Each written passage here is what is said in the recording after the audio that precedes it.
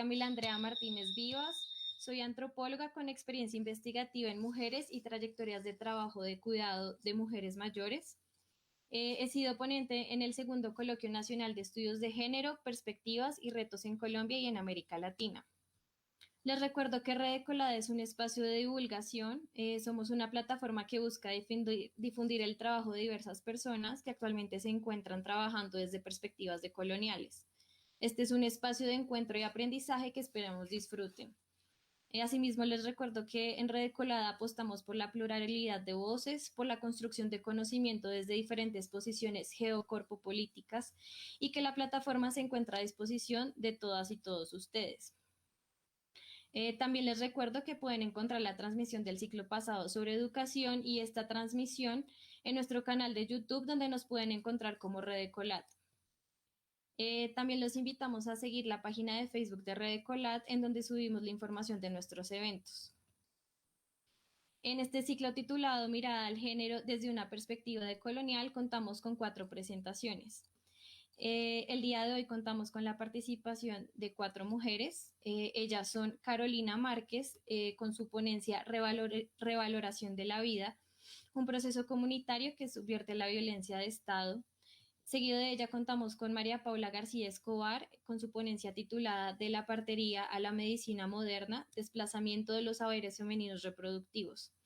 A continuación contaremos con la participación de María Luisa Camargo sobre usos coloniales del humor en América Latina y finalmente con la participación de Sara Gómez de Lucena, la artesanía en la metodología con perspectiva decolonial, las incongruencias y los desplazamientos en un asentamiento popular de Brasil. Agradecemos a los participantes de hoy su tiempo e interés en este espacio y esperamos que puedan encontrar aquí un lugar para dar a conocer sus trabajos. Nuestra primera ponente es Carolina Márquez, con su ponencia titulada Revaloración de la vida, un proceso comunitario que subvierte la violencia de Estado. Carolina es doctorante en estudios del desarrollo, problemas y perspectivas latinoamericanas en el Instituto Mora. También es maestra en acción pública y desarrollo social por el Colegio de la Frontera Norte. Su estudio colaborativo Revaloración de la vida, la comunidad Purépecha de Cherán, Michoacán ante la violencia 2008-2016, fue reconocido con una mención honorífica por la Asociación Mexicana de Estudios Rurales en 2017. Actualmente investiga la vulnerabilidad producida por la economía neoliberal y está activa políticamente como feminista descolonial. En su trabajo brinda acompañamiento en casos de violaciones a derechos humanos y espacios de formación sobre economía política y subjetividad. Carolina. Gracias, Camila. Muchas gracias a todas y todos quienes nos acompañan y a la red por brindarnos este espacio. Bueno, hoy les quiero presentar les quiero compartir una presentación, una propuesta que se llama Revaloración de la vida. Espero que se vea bien, si no me avisan para corregir la presentación. Sí se alcanza a ver, ¿verdad? Bueno, bueno, les quiero comentar un poco, ¿no? Esta propuesta surgió de una gestación, ¿no? De conocimiento particular que viví en la comunidad purépecha de Cherán entre los años 2014 y 2016, ¿no? En estos tiempos ya traía en mente, digamos, la revaloración de la vida, pero no tomó forma ni cuerpo hasta que fui a Cherán. Entonces, bueno, quiero compartirles algunos de estos antecedentes porque esto da más sentido a la forma de mirar esta realidad. Y bueno, pues yo quería discutir algunas cuestiones de manera descolonial y feminista, algunas categorías que no son habituales en los estudios de género, al menos no en las instituciones en las que había estado en ese momento. Porque bueno, siempre es bien importante problematizar nuestras sexualidades y nuestras trayectorias identitarias, la cuestión de los géneros y cómo se imbrica los sexos también, ¿no? Pero resulta que la descolonización de los feminismos, pero particularmente la propuesta de María Lugones, pues influyó mucho en mí, ¿no? Y me ayudó a leer cómo la heteronorma mandatoria, la sexualidad de los géneros, la bestialización de los sexos, tienen también relación con la economía política. Y bueno, pues por eso, de alguna manera, la revaloración de la vida nos ayuda, digamos, como concepto a evidenciar varios procesos, siempre teniendo en cuenta los cuerpos individuales y extensos. Y bueno, esta propuesta surge en el marco de una discusión entre la vida digna, la muerte política que se gesta o que hemos vivido también aquí en México y en otros lados también, donde hay colectividades que son devaluadas políticamente y hay otras que son protegidas sin importar las consecuencias que tiene para otras colectividades, ¿no? Entonces, bueno, en ese marco es que he estado como documentando y problematizando eh, tanto la revaloración de la vida como a muchas otras cosas que se están gestando dentro del territorio de Michoacán. Y esa es una manera, digamos, que es un compromiso mío con mi historia familiar para poderme acercar de una manera más sana, pero también hay motivaciones, digamos, como por la situación o por el contexto, ¿no? O sea, por ejemplo, Michoacán en México ha sido, digamos, como un referente a nivel global de experiencias de resistencia. Y entre ellas, bueno, destaco Cherán, ¿no? Como la primera forma, eh, digamos, la primera comunidad indígena que buscó su autodeterminación política en el contexto de la guerra contra el narco.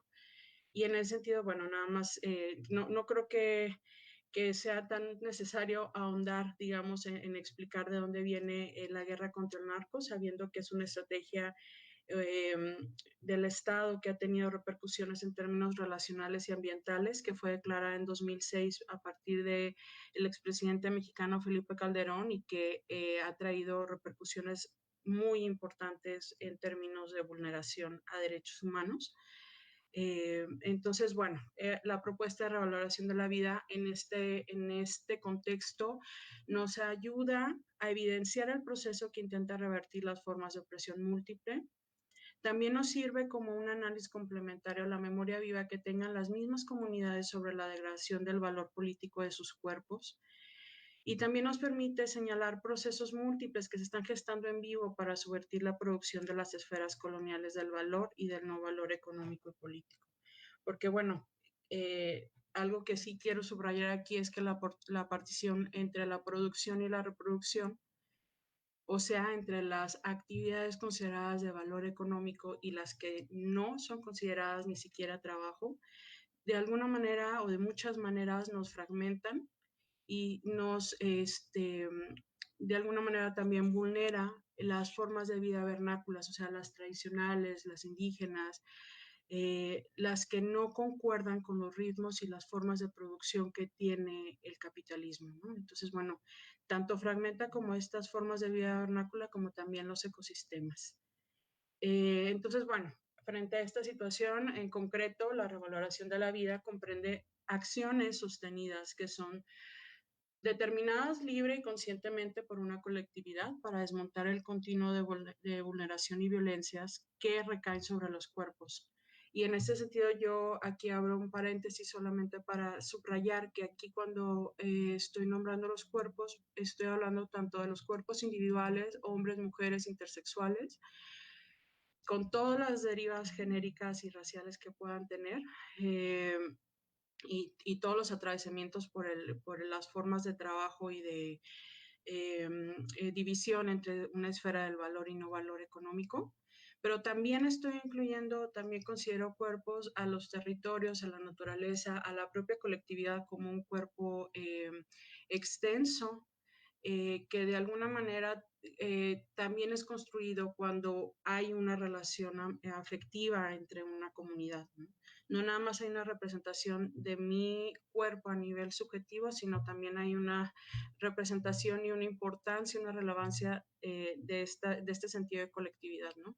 Entonces, bueno, entre estas violencias se pueden desprender muchas formas que pueden derivarse entre formas ancestrales y coloniales actualizadas, híbridas o que también se reconfiguran a la luz del neoliberalismo, donde participan en esta violencia tanto agentes del Estado como agentes económicos de empresas y los propios agentes sociales que que son parte de la, pueden ser parte de la comunidad o pueden ser parte de comunidades cercanas y que ayudan a articular estas formas de violencia también a nivel eh, regional, ¿no? Entonces, bueno, algo que también quiero recalcar con esta propuesta es que la revaloración de la vida tiene como precondición que la propia comunidad tenga una memoria viva sobre la degradación de su valor político, del valor político de sus cuerpos. Me refiero a la memoria sobre las formas de vulneración, sobre las formas de violencia que han vivido y cómo ha cambiado su forma de valoración, ¿no? En la relación con otras y otros interlocutores que son agentes que tienen otros intereses distintos a los a intereses eh, compartidos en la comunidad. Entonces, bueno, la revaloración de la vida en realidad es un concepto que está arraigado en la experiencia de Cherán. Y es ahí donde tiene lugar y donde he dado cuenta, ¿no? De su potencial, ¿no? De cómo esto, de alguna, o sea, sí contribuye, digamos, a generar una plataforma de protección y dignificación de sus cuerpos, aunque sea de manera imperfecta, ¿no? O sea, sabemos que en tanto proceso hay siempre condiciones de posibilidad y también hay fuerzas, poderes que se gestan a lo largo de esta trayectoria, entonces no es una cuestión homogénea, ¿no? Su potencia descansa, por un lado, en la apuesta común como una manera de alcanzar un grado de autonomía frente al Estado o frente a las empresas, en dado caso. También hay una potencia en relación a los afectos que están ligados a través de la memoria, de una historia común que se comparte en la comunidad y que les da sentido.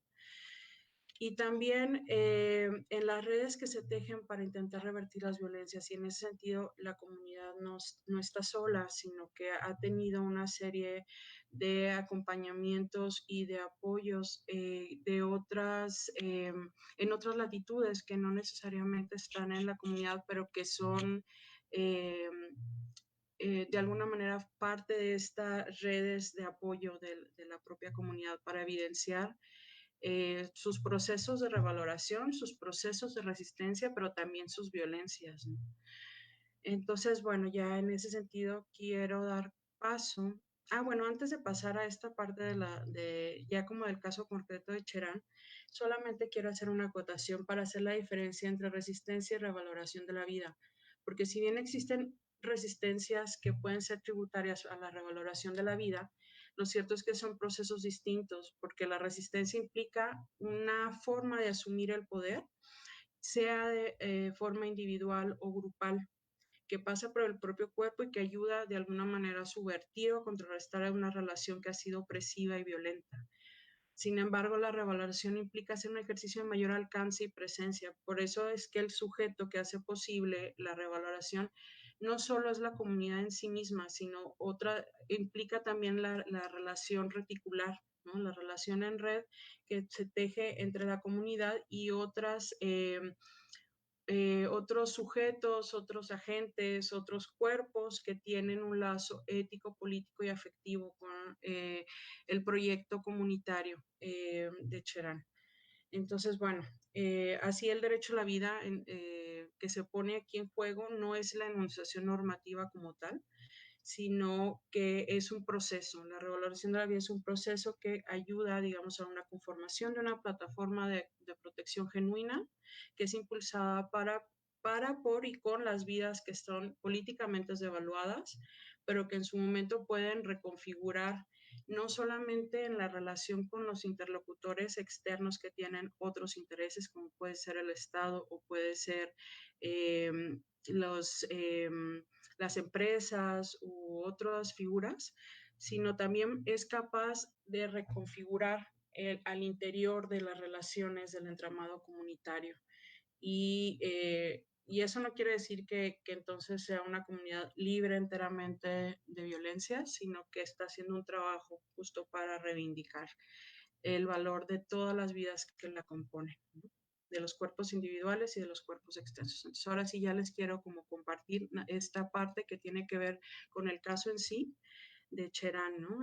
En el caso de Cherán, uno de los elementos que les ayuda, digamos, a continuar como este esquema de protección o de caminar de la resistencia que puedan haber ejercido los grupos previos al levantamiento y posteriores al levantamiento que forman parte de la comunidad. Eh, hay dos cosas que me parecen sumamente relevantes de la forma de vida de Purépecha de Cherán, ¿no? Es la Jarópera y la Cachumbicua. La Jarópera es una forma, eh, es un concepto que en español y en occidente se podría medianamente traducir como solidaridad, aunque en realidad ese concepto es muy limitado, ¿no?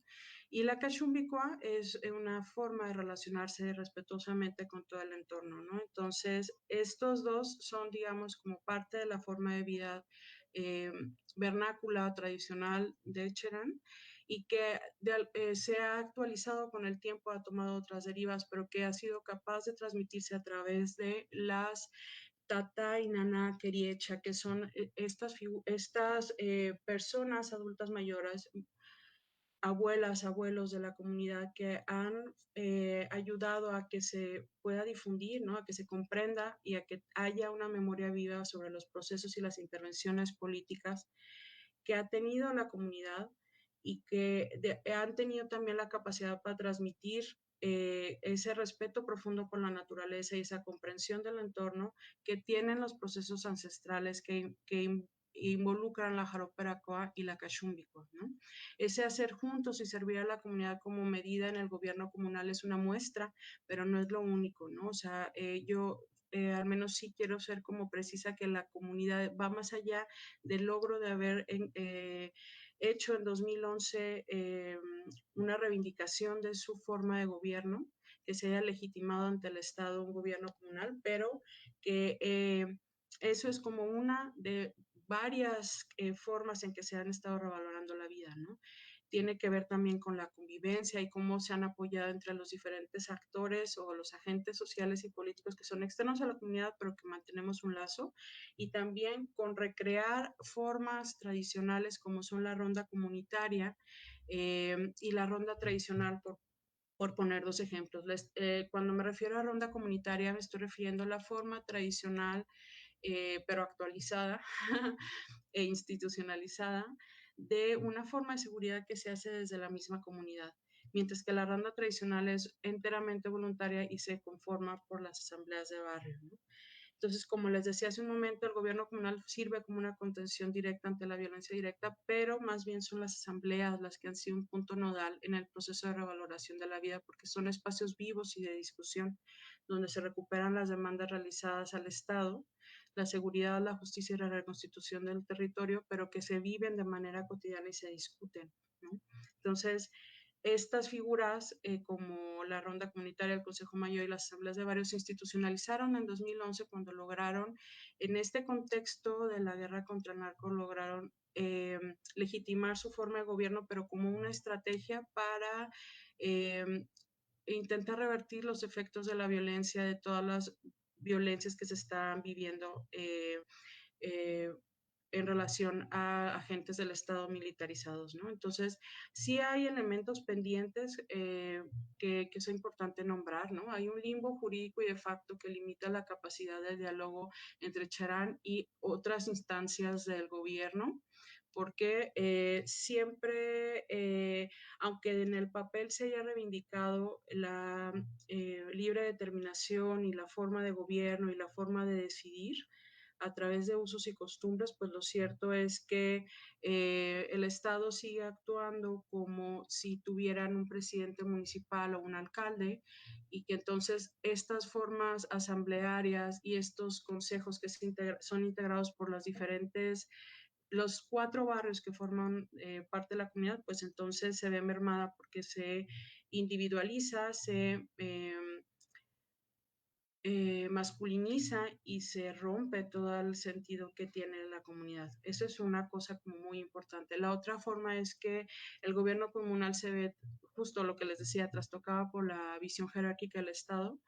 Y hay una justicia pendiente también al interior del Estado, al interior y con el Estado con relación a algo más que les quiero compartir ahorita adelante.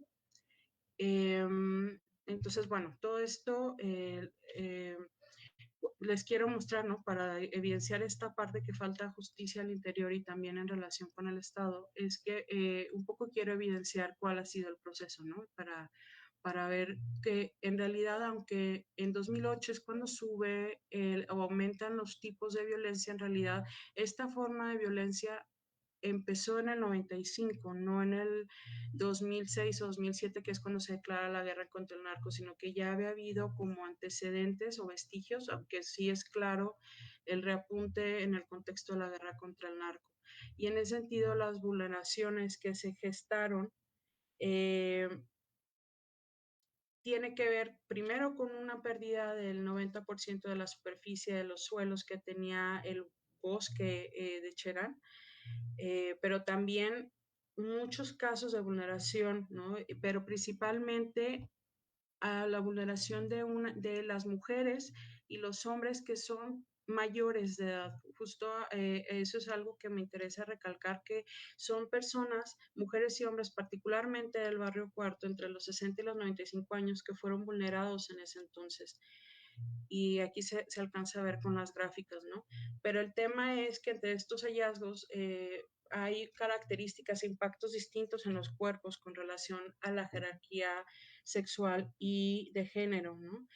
Y bueno, el primer punto medular consiste en el tabú sobre los casos de las mujeres que fueron violentadas, ¿no? Porque hay un ocultamiento o un pobre reconocimiento de cómo fueron vulneradas las mujeres, eh, principalmente porque esto está asociado a una deshonra familiar, especialmente al hombre, ¿no? Al patriarca de la casa, porque, bueno, ha habido mujeres que fueron víctimas de abuso, violación sexual, pero no, esto no ha tenido ninguna deriva ni en términos legales ni tampoco en términos de justicia alternativa dentro de la comunidad, porque al estar marcadas como algo relacionado al abuso sexual o a la violación sexual, son moralmente y afectivamente y sexualmente señaladas dentro de la comunidad. Entonces, eh, pero lo curioso es que no nada más son mujeres jóvenes como sucede en las ciudades, sino sucede en las personas adultas mayores. Entonces, algo que sí quisiera señalar en ese aspecto es que aún y cuando eh, toda la comunidad fue dañada, llama mucho la atención que dos de las figuras que son centrales para la reproducción de la vida comunitaria fueron o han sido dañadas en estos procesos de violencia de Estado relacionada con la militarización y con la colonialidad del género, ¿no? Eh, entonces, bueno, esto de alguna manera acelera la fragmentación como comunidad y su aniquilamiento. La cosmovisión indígena tiene que ver con algo mucho más allá del registrar o de clasificar jurídicamente un delito. Entonces, esta propuesta de revaloración de la vida es una forma de enriquecer la mirada, de reconocer las relaciones con la naturaleza, con el territorio comunitario, con los valores que tiene una colectividad en específico y que entonces no se limita solo a lo que está jurídicamente delimitado, ¿no? Y algo que también quiero recalcar aquí es que si bien las comunidades indígenas en México han sido vulneradas, pues desde hace más de 500 años el tema es que con la militarización que provocó la guerra contra el narco, cambió el argumento para justificar la intervención y la eliminación de la población, ¿no? Porque ya el argumento ya no es la civilización o la modernización o el desarrollo, aunque pueden coexistir, sino que ha avanzado hacia una cuestión de militarización que criminaliza a quienes han sido asesinadas o asesinados o minimiza las otras formas de daño como daños colaterales. Entonces, bueno, la comunidad resiste mediante la memoria viva de las personas mayores, entonces esto ha sido, les ha hecho posible tener un piso común en una politización y en esa confusión pues ha generado también relaciones o formas que no corresponden a las cuestiones estatales o la organización estatal, ¿no? Entonces la regulación de la vida coexiste en dos planos, en la capacidad de contener los embates de la violencia como un mínimo de protección. Eso no significa que sea una plataforma infalible. Hay grandes retos, pero se puede generar como esquemas que transiten, ¿no?, al pleno reconocimiento de sus derechos, pero también de su dignidad, más allá de lo jurídico. Y bueno, hay una fractura mayúscula que no ha sido, que implica un ocultamiento de las vidas de las mujeres en una doble violencia, las vulneraciones directas, pero también el silencio y la moralización que ha implicado que hayan sido violentadas y que entonces no puedan acceder a la violencia, ¿no? Entonces, bueno, ahí hay temas pendientes. Pero bueno, la gran diferencia o la gran propuesta aquí es que podamos ver cómo se reconfigura a través de las asambleas de los barrios, de las rondas, de las faenas, de muchos otros procesos que salen de los ámbitos institucionales estatales y convencionales para crear procesos compartidos para reivindicar las formas de vida, ¿no? La forma de vida y reivindicar el valor, ¿no?, de ellos. Y bueno, Carolina, disculpa, ¿nos podrías por favor dar tus ideas de cierre? ya terminé, o sea, ya lo único que quería decir es que esta propuesta puede ayudar a que las comunidades puedan tener varios elementos que les ayude a procesos de justiciabilidad o de formas de justicia alternativas. Y pues nada, muchas gracias. Aquí dejo mis datos de contacto y gracias por todo.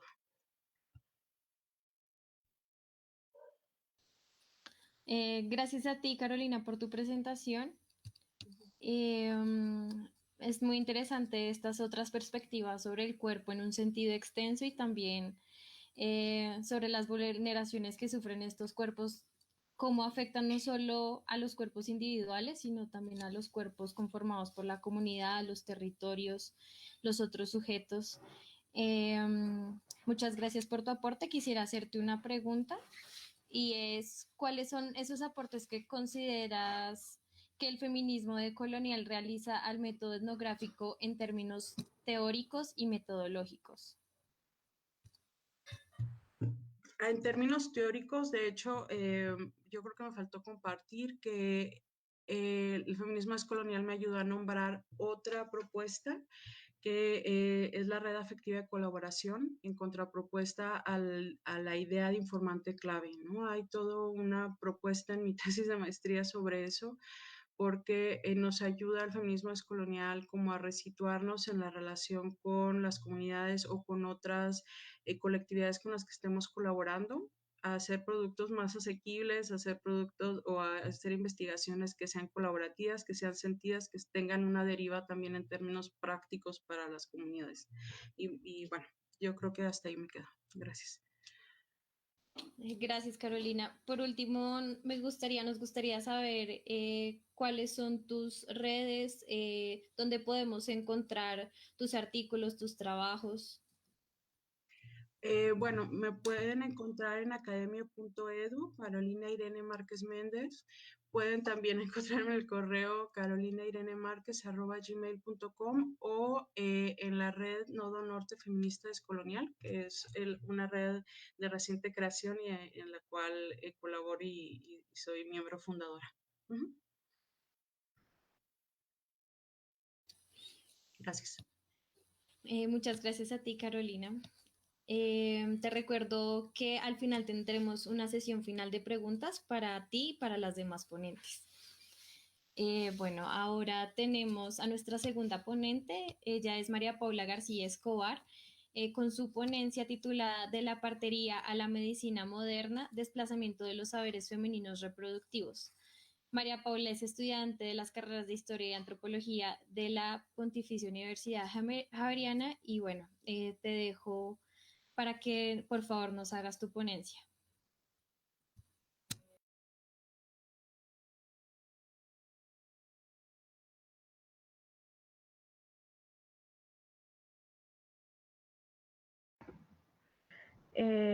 Bueno, muchas gracias a Camila por la presentación y a Recolat por el espacio. Voy a presentar ahora mismo. Espero que me confirmen si se está viendo la presentación. La presentación que les voy a mostrar parte de algunos de los avances de mi trabajo de grado que estoy desarrollando. Se titula De la partería a la medicina moderna, desplazamiento de los saberes femeninos reproductivos, y el periodo temporal que trabajo de 1880 a 1940 en Bogotá. En esta investigación lo que hago es analizar el desplazamiento de la... Un segundito, voy a agrandar esto.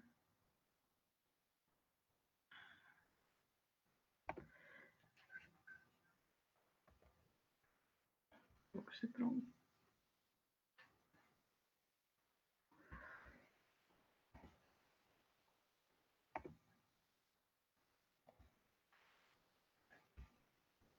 Bueno, en esta investigación lo que hago es analizar el desplazamiento de la partería en Bogotá a partir de la consolidación de la ginecobstetricia y la puericultura.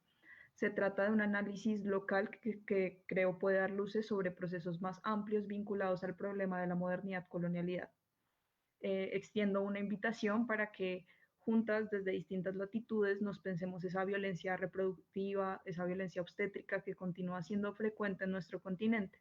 Los siguientes resultados son arrojados a partir de una revisión de fuentes primarias.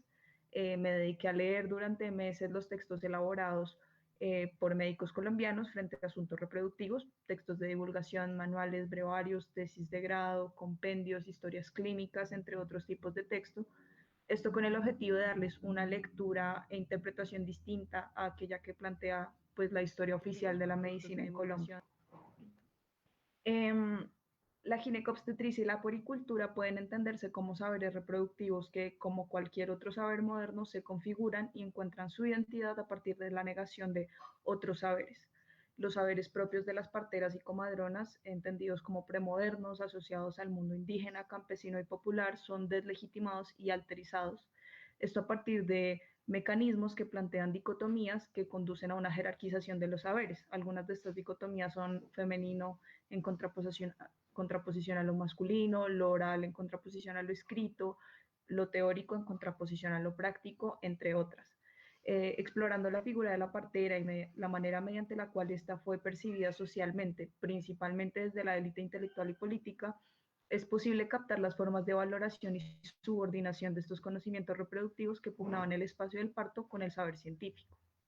Uno de los mecanismos a partir de los cuales se legitima el conocimiento médico es fomentar una idea según la cual todos los conocimientos anteriores y diferentes a él son dogma y especulación. Los portadores de estos conocimientos habitan un mundo que aún no ha sido desencantado. La partería es un ejemplo de estos otros conocimientos que fueron devaluados y que sobrevivieron en el espacio de lo cotidiano, aunque eventualmente este espacio también fue colonizado. Si bien desde mitad del siglo XIX las parteras fueron percibidas como sujetos problemáticos y el Estado empleó diferentes mecanismos para lograr un control sobre su práctica, durante el siglo XX los controles sobre la parturienta se intensifican y surgen nuevos mecanismos como la creación de puericultorios o el aumento de salas de parto que buscan minimizar el problema de las parteras, las cuales eran consideradas como ignorantes desde el punto de vista de la puericultura y la ginecobstetricia. La investigación se guía por una inquietud por las representaciones de las mujeres en medio de las producciones de los médicos colombianos, indaga por las condiciones de posibilidad por las cuales son viables tales representaciones, desde cuándo son viables y a qué tipo de intereses responden. El discurso médico repite visiones esencialistas de las mujeres propias de la modernidad, aquellas que afirman que las mujeres nacemos y no nos hacemos, y esto a partir de nuevas formas de justificación de la diferencia sexual que están fundadas en los nuevos desarrollos médicos del momento. Tales visiones son diseñadas desde una perspectiva blanca, de una élite todavía colonial, heterosexual y patriarcal. De aquí que me planteé desde la colonialidad del género. Entiendo que el proceso de expansión colonial fue motor y fue efecto de un régimen de verdad masculino, blanco, heterosexual y cristiano, que se encuentra vinculado a un sistema estratificado de diferencias raciales, sexuales, de clase y de género. A través de dicho sistema y desde discursos como el de la medicina, las mujeres fueron racializadas e inventadas como mujeres en términos de categorías de opresión. Esto de acuerdo con códigos y principios discriminatorios de género pues, occidentales. Ahora bien, ¿qué podemos hacer con este tipo de representaciones de mujeres y por qué es importante cuestionarlas hoy día? Considero que es preciso seguir estudiando estas representaciones en la medida en que podemos develar los mecanismos mediante los cuales una representación emerge, nos impacta y se perpetúa. Y al cuestionarnos este pasado podemos de hecho imaginarnos nuevos futuros. Aquellas que afirman que las mujeres nacemos. Para comenzar a delimitar mi problema de investigación es necesario tener en cuenta que desde el siglo XVIII comienzan a presentarse una serie de cambios fundamentales en relación con los, entre comillas, secretos de mujeres. Poco a poco los hombres ilustrados comienzan a interesarse por los misterios de la concepción, el embarazo y el parto. En general, por los fenómenos relacionados con la anatomía del sexo femenino en cuanto a asuntos reproductivos. Aún así, las concepciones religiosas judeocristianas alrededor de lo reproductivo continúan vigentes, pero el cuerpo femenino ya no es solo visto como una fuente de pecado reprobada moralmente, sino que también comienza a delimitarse como objeto de interés científico desde el conocimiento médico europeo. Estos cambios de actitud en algunos sectores de la población hacia la mujer, el embarazo, el parto y las prácticas que gravitan alrededor de estos elementos se conectan con una percepción más amplia sobre la debilidad femenina.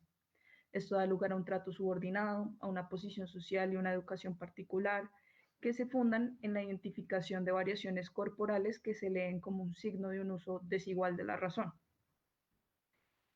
Ya para el siglo XIX aumenta el interés científico sobre el útero y la matriz, elementos a partir de los cuales se explica la naturaleza inferior de las mujeres bajo una visión que perpetúa viejas nociones a partir de argumentos entre comillas racionales y científicos que atan a las mujeres a la función generadora de su sexo. Aún así, el tránsito de la partería en el espacio doméstico a la sala de los hospitales no es inmediato y hasta principios del siglo XX la atención de los partos en su mayoría continuaba siendo competencia de las parteras en el espacio privado. Las pocas mujeres que acudían al hospital, que no siempre lo hacían bajo su propia voluntad, lo hacían en casos de complicaciones severas y aún existía muchísima desconfianza frente a la figura del médico y frente a la entrada del hombre al espacio de lo reproductivo. La entrada del saber médico al campo de la gestación no es automática, no es lineal. El campo de lo reproductivo que pretende intervenir el saber médico es disputado por saberes tradicionales alrededor del cuidado materno-infantil, como es el caso de la partería. Para finales del XIX y comienzos del XX se da un cambio fundamental, y es que los problemas sociales comienzan a plantearse como responsabilidad del Estado, y allí se reconoce el paso de la beneficencia a la asistencia pública. En el caso de Bogotá, durante principios del siglo XX vemos llegar la primera gran oleada de inmigrantes y con ella la consolidación de los barrios obreros, de los cinturones de miseria y el aumento de desempleados, habitantes de calle, de prostitución y de criminalidad en la ciudad. La afluencia a la ciudad de una masa flotante de personas, muchas de ellas campesinos desplazados por la guerra, por la crisis del régimen de haciendas, por la migración, muestra la incapacidad de la ciudad para absorberlos en un espacio urbano que no se había modificado casi nada desde la colonia y que no propone opciones laborales para sus habitantes. En este contexto, se dan una serie de dudas entre la élite bogotana sobre la modernización y sus efectos negativos. Esta élite se comienza a pensar la criminalidad, la pobreza, la mezcla racial, el hacinamiento. Y entonces surge una duda profunda en torno a esta serie de personas, otras, respecto a sus cuerpos, su relación con la ciudad y su respectiva modernización. La acción estatal también aumenta debido a la entrada de dineros extranjeros, como es el caso de la indemnización por la pérdida de Panamá y la llegada de numerosos empréstitos estadounidenses, fenómeno que da lugar a la llamada danza de los millones. Y veremos consolidarse en la ciudad también una industria naciente y con ello también se consolidan nuevas clases sociales en Bogotá. En este ambiente, el Estado comienza a intervenir más directamente el cuerpo de los ciudadanos y en específico el campo de lo reproductivo a partir de nuevas formas de gobierno de la población. En medio de esta transición aparece el debate eugenésico en el escenario político y la puericultura es esa rama de la eugenesia que se ocupa del cuidado materno-infantil y que tiene un interés principalmente educativo. En Colombia se impulsan medidas eugenésicas que implican diferentes formas de control sobre la población. Esto a partir de la creación de instituciones y medidas legislativas que buscan combatir la degeneración racial. Con el fortalecimiento y la expansión de la medicina científica en el país, el discurso eugenésico atribuye características biológicas, morales y sociales a segmentos de la población que se consideran como problemáticos para el progreso de la nación. Entonces, la regeneración racial promete cuerpos limpios y sanos para la nación.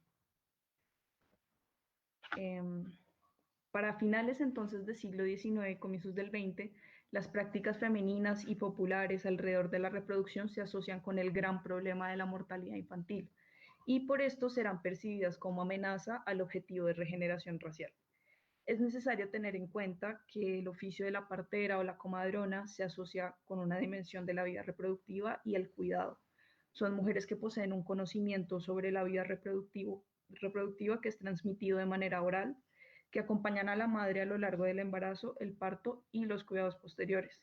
Las parteras tenían una posición social ambigua, por una parte se ocupaban de una actividad con alta demanda y eran solicitadas constantemente como portadoras de un saber práctico que es indispensable.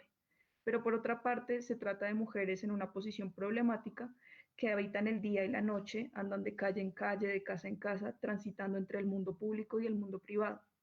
La partera desempeña un trabajo manual, se ensucia las manos con sangre, posee todo un arsenal de prácticas de cuidado que llegan a vincularse con lo mágico religioso. Y no solo dan vida mediante el parto, sino que también se vinculan con la muerte a partir de las prácticas abortivas. Los argumentos que se esgrimían contra ellas muchas veces se alimentaban de esta posición social ambigua y de los vínculos que guardaban con lo contaminante y la muerte. Con la llegada del discurso eugenésico emerge una preocupación adicional. Cuidar del cuerpo parturiente hace parte de la Agenda Nacional de Regeneración Racial. Nace una preocupación por establecer controles sobre estas mujeres que ofertaban cuidados fuera de los marcos de sentido y prácticas de la medicina moderna. Aquellos conocimientos que poseían las mujeres sobre la vida reproductiva fueron negados, pormenorizados, banalizados y pasaron por intentos de procesos de profesionalización en un ámbito académico dominado por hombres. La mujer aparece entonces como objeto de intervención fundamental, por supuesto bajo la condición de madre. Esta carga entonces con la responsabilidad de la regeneración racial. El debate eugenésico consolida sus vínculos entre medicina y política a partir de la promesa de una regulación racional de la reproducción en el Estado Nacional. Tomando como punto de partida Europa, se hace explícita la necesidad de desplazar una serie de prácticas encarnadas en su mayoría por mujeres que ocupaban el lugar que debería tener el conocimiento médico. Entonces existe un esfuerzo por posicionar la figura del médico como consejero y guía de la embarazada en oposición a las, entre comillas, peligrosas comadres. Es importante tener en cuenta que uno de los elementos fundamentales de la consolidación de la obstetricia es su vínculo con la educación universitaria y el desarrollo de la práctica médica. En medio de esta relación, el cuerpo femenino de la mujer gestante sufre un proceso de objetivación. De aquí que procesos como la experimentación se hacen legítimos en la medida en la que se encuentran vinculados al desarrollo del conocimiento científico. En los hospitales de la caridad, es donde los médicos van a poner en práctica procedimientos aprendidos en Europa, principalmente de manera teórica, es decir, los avances de la ciencia médica se vinculan con la intervención violenta sobre los cuerpos de mujeres subalternas y racializadas, de los sectores populares, habitantes de calle, de las cárceles y manicomios de la ciudad. El hospital, en medio de su vínculo con la educación universitaria, da paso a estas dinámicas de experimentación y se presenta como el lugar ideal para la recolección y sistematización de datos. Entonces, el hospital se configura como un núcleo de la práctica obstétrica. Existe un común acuerdo respecto al siglo XIX como el siglo de los grandes avances obstétricos, pero a la vez se trata de los procedimientos quirúrgicos más invasivos y con mayor tasa de mortalidad materna. Según los médicos, las mujeres que ofertaban cuidado a las parturientas fuera de esos preceptos de la ciencia moderna ponen en peligro la vida del niño y de la madre. Se hace relevante enfatizar la condición de vulnerabilidad en la que se encuentra el recién nacido. Las parteras se presentan como agentes peligrosos durante el periodo de mayor vulnerabilidad del ser humano. Según los médicos, el radio de acción de estas mujeres abarca las clases desvalidas y pobres de la ciudad, precisamente esos sectores asociados con enfermedades degenerativas como la sífilis o el alcoholismo. Son las madres pertenecientes a estos sectores las que serán caracterizadas como ignorantes y que caen ante los encantos de estas mujeres charlatanas. Para los médicos, la mujer se encuentra determinada por su cuerpo biológico.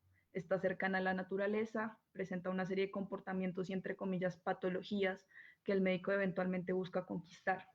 Aquí se hará relevante el tránsito del embarazo o parto normal al embarazo o parto patológico o anormal.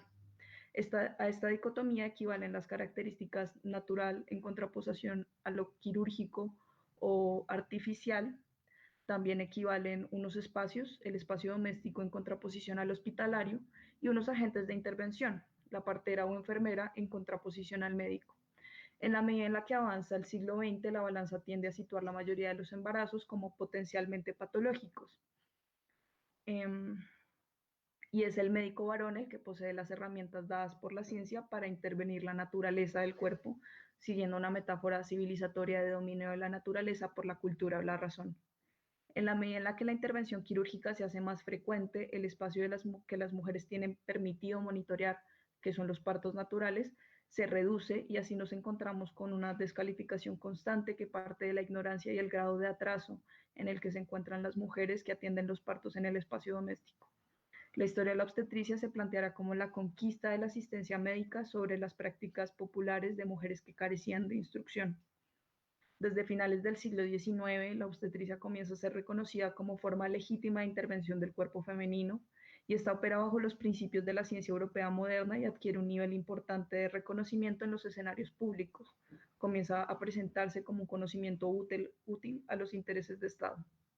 El análisis de fuentes permite captar el vínculo que se traza entre conocimiento médico y Estado a partir del marco de acción que ofrece el primero, mediante la acción legislativa, y que resulta fundamental para la consolidación y delimitación del campo de acción de la medicina.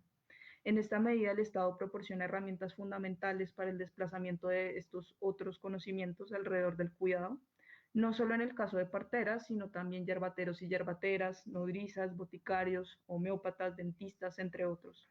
Este desplazamiento parte del proceso de consolidación de la autoridad social del médico.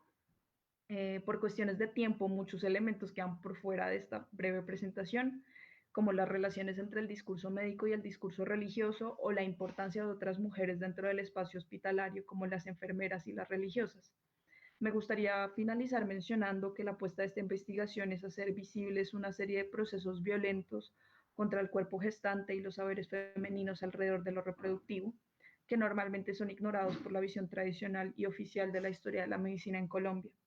Se trata de exponer el ocultamiento del dolor, el sacrificio y muerte de tantas mujeres en medio de procesos de intervención y experimentación de la consolidación de los saberes médicos reproductivos.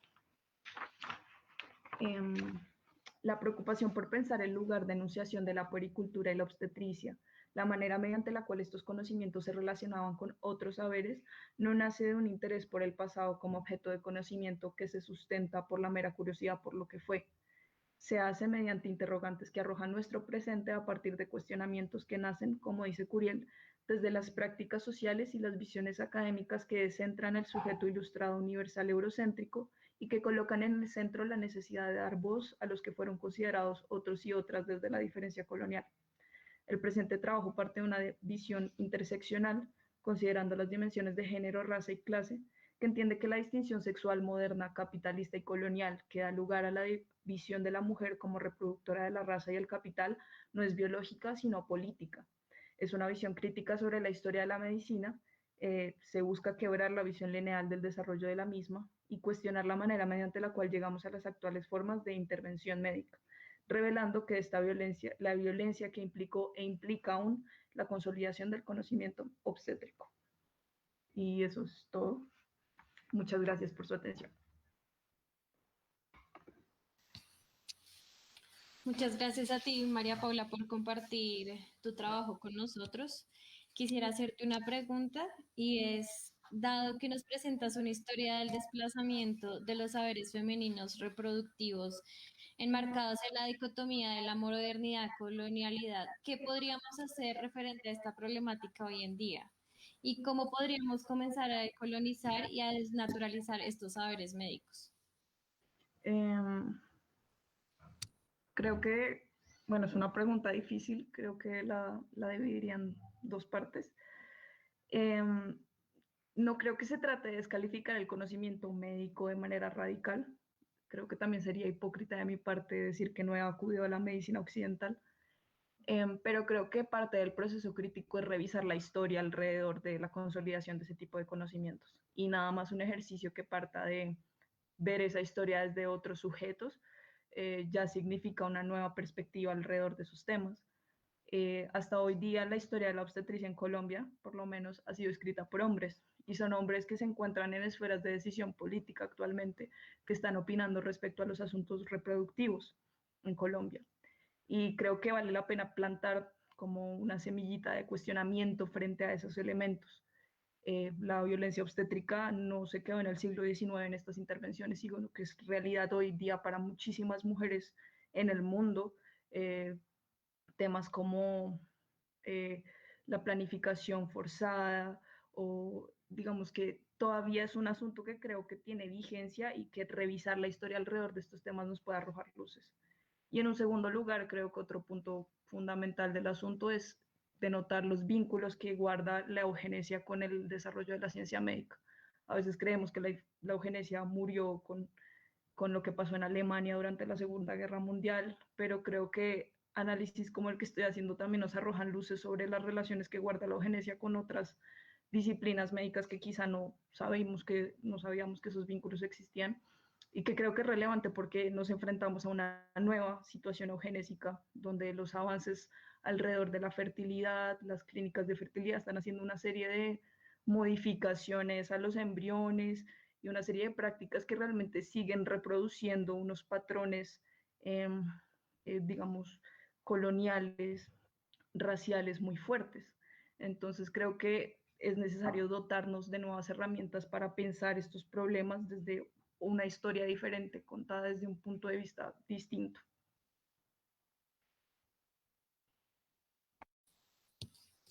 De nuevo, María Paula, muchas gracias por tu presentación. Cuéntanos dónde podemos encontrar este trabajo, tus demás trabajos, tus redes sociales.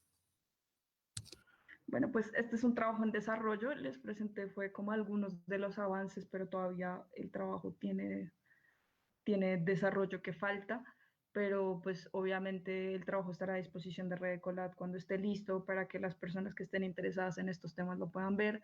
Y también si hay alguien interesado en estos temas o que cree que puede ayudarme a pensar nuevas perspectivas, nuevas lecturas o lo que sea, nuevas posiciones al respecto, pues mi correo es mariapaula.ge@gmail.com y pues estoy abierta a críticas o lo que sea, realmente como que creo en la cuestión de discutir este tipo de asuntos. Muchas gracias, María Paula. Te recuerdo que al final se hará un feedback con preguntas para ti y para las demás ponentes. Ahora tenemos a María Luisa Camargo. Ella es activista y educadora comunitaria vinculada al colectivo de mujeres Porque Acordamos Vivir y nos va a exponer su ponencia titulada Usos coloniales del humor en América Latina. María Luisa, adelante, por favor.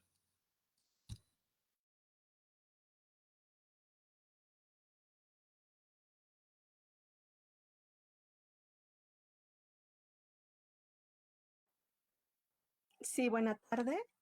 No estoy segura si ya se está viendo la Sí, presentación. sí se está Muy viendo. bien. Ok, gracias. Bien, pues la investigación que les presento la hago como parte de, yo estoy en el doctorado, ya por concluir el doctorado en humanidades en la Universidad Autónoma del Estado de Morelos en México. Entonces es parte ya de mis reflexiones de investigación. Parto, y esto es algo importante mencionarlo, parto de mi lugar de enunciación. Yo soy Tenec de parte de mi madre, Nahua de parte de mi padre, y desde allí es que estoy realizando esta investigación. Y bien, como problema de investigación lo planteo de esta manera. Retomo a Frantz Fanon con la propuesta de zona del no ser, a la que él denomina que es esta región extraordinariamente estéril y árida, que es una rampa esencialmente despojada desde la que puede nacer un auténtico surgimiento. Y también dice que en estas zonas del no ser, la gestión del conflicto se produce mediante el estado de excepción, violaciones sistemáticas de los derechos humanos y el recurso a lógicas de apropiación y violencia. Este último apartado, sobre todo las lógicas de apropiación y de violencia, es en donde estoy enmarcando teóricamente el humor humor racista hacia las mujeres principalmente indígenas. Porque este humor que es derivado principalmente de la industria cultural, pero que se afianza en el imaginario colectivo y por tanto a nivel vida cotidiana se reproduce. Mi ruta de investigación pues tiene varias preguntas. Una de ellas tiene que ver con toda esta producción teórica respecto a los usos del humor, de qué trata el humor, la risa, la burla, desde dónde viene, desde el punto de vista psicoanalítico. Ese no lo estoy tomando, no lo estoy retomando. Estoy retomando algunos autores. Aquí les presento algunas de las citas y principalmente retomo esta parte de Henry Bergson, que él menciona que no hay comicidad fuera de lo propiamente humano. Es decir, la risa, la comedia, tiene que ver específicamente con la humanidad. Y Pollock complementa diciendo que el humor confiere un singular poder de dominio sobre uno mismo y sobre los demás. Esta parte también para mí es importante porque yo estoy analizando en la tesis dos personajes.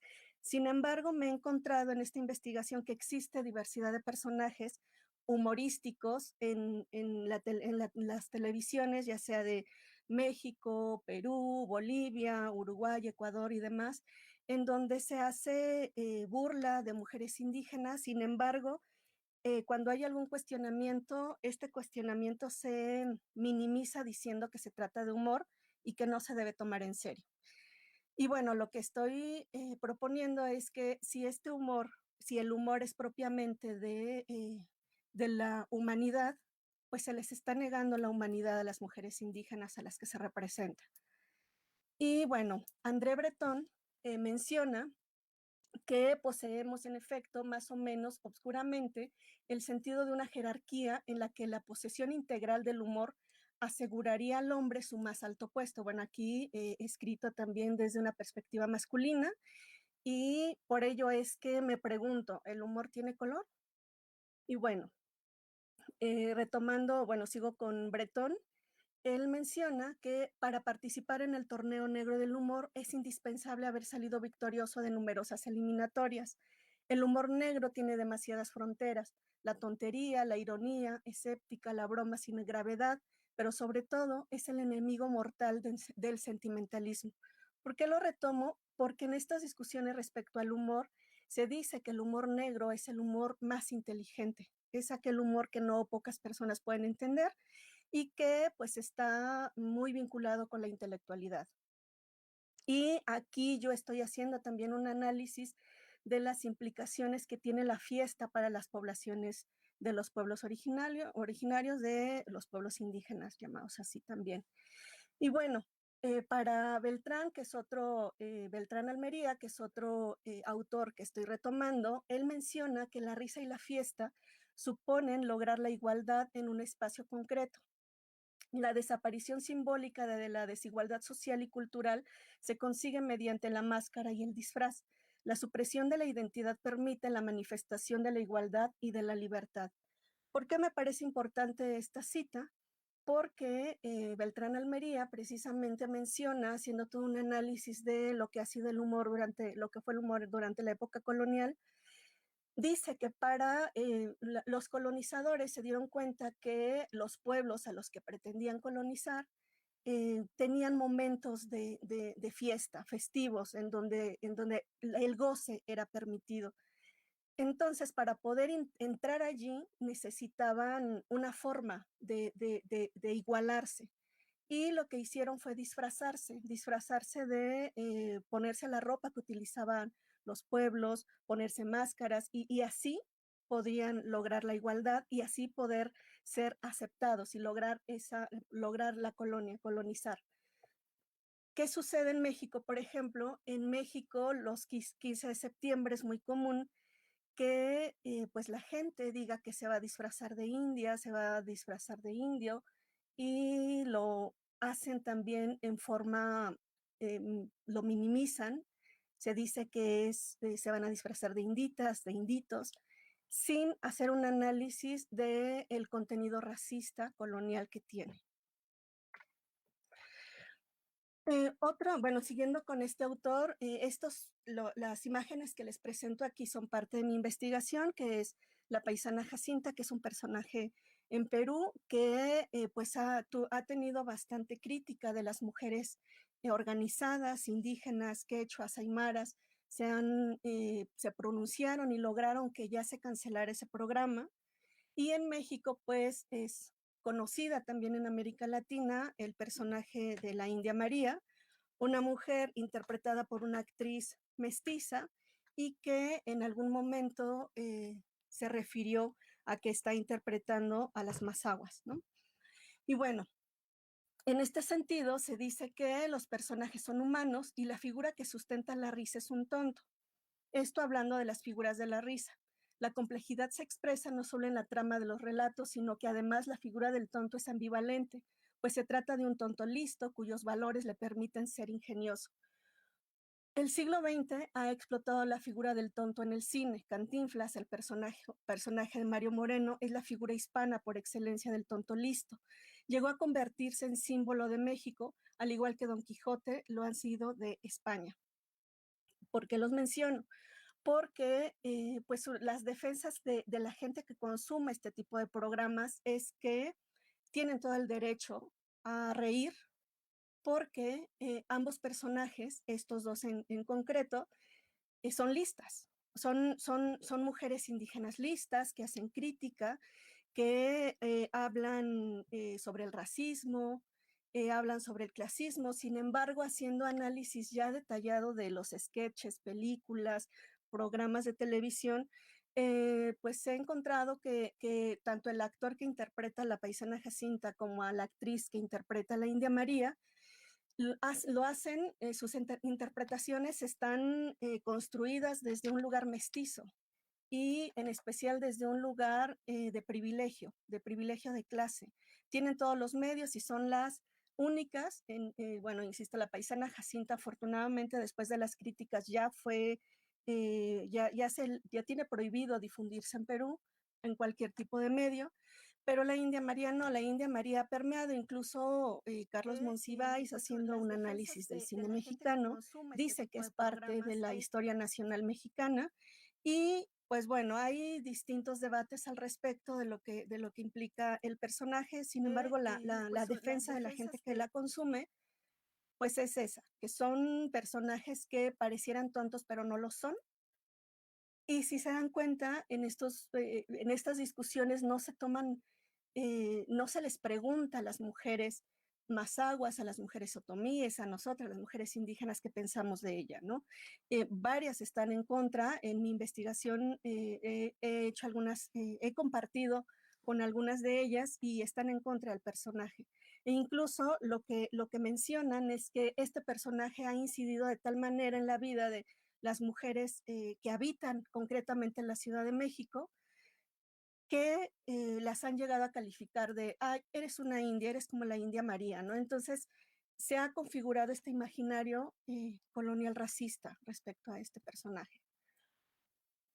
En Bolivia me encuentro que hay un personaje llamado la Imilla Salustiana y va por el mismo discurso.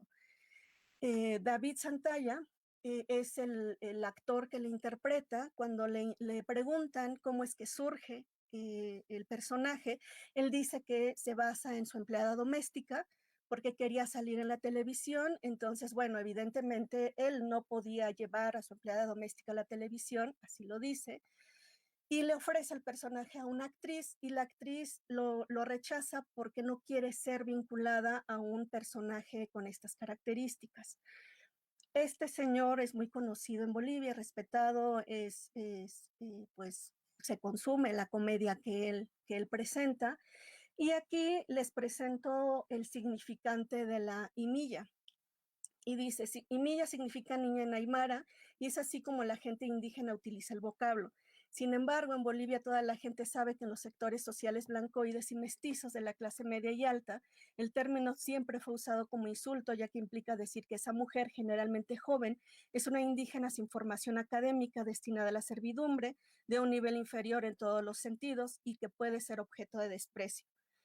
Los personajes que aparecen en la televisión y en el cine, que están representando a mujeres indígenas, tanto de México, la que les mencioné, India María, Paisana Jacinta y Milla Salustiana, representan a empleadas domésticas. Y esto está configurando un imaginario en el que, como lo dice Aura Cumes, las mujeres indígenas pareciera que ese es el único lugar que tenemos, como empleadas domésticas o como prostitutas. ¿Por qué como prostitutas? Porque aquí, de nuevo, regresamos a Bolivia. En noviembre, diciembre de 2019, un ingeniero que es conocido, es parte del poder político allá en Bolivia, cuando se hace el golpe de Estado, se viste como chola y empieza a imitarlas. Les voy a ver si se puede ver, si no se tarda mucho. Me dicen si se escucha, si no, lo pauso.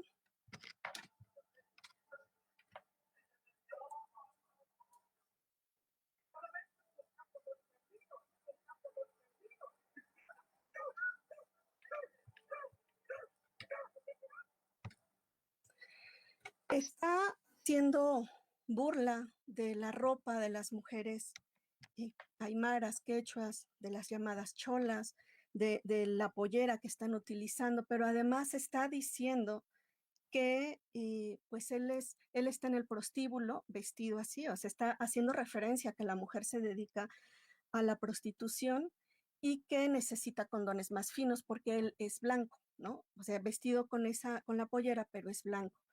Y estoy retomando aquí a una feminista comunitaria antipatriarcal, que es Adriana Guzmán, que ella califica el golpe de Estado en Bolivia como racista, patriarcal, eclesiástico y empresarial.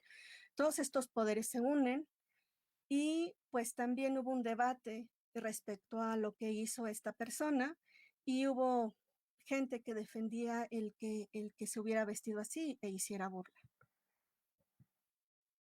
Y bueno, aquí estoy retomando una discusión que se tuvo en Colombia, en la zona de La Guajira, cuando un conductor que también es cómico, Fabio Sueta, estaba entrevistando a un palabrero guayú. Un palabrero es la figura importante porque es una figura muy importante para el pueblo guayú, porque es el que va a dirimir conflictos, es el que tiene la palabra, es el que va a dialogar cuando hay alguna situación de cualquier tipo.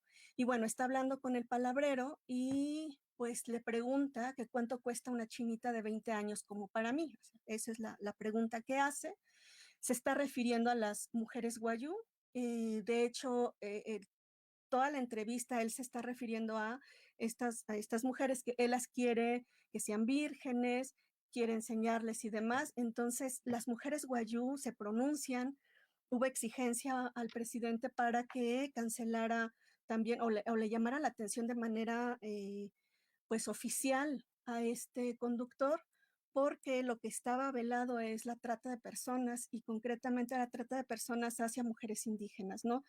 Porque estaba allí naturalizando la cuestión de la venta cuando esta situación, concretamente con las mujeres guayú, y ellas lo dijeron, no tiene que ver con venta cuando se da la cuestión de la dote. Es una discusión muy interesante que no tiene que ver con la mirada patriarcal, racista, colonialista y sobre todo capitalista de la venta de mujeres, como es la trata de personas.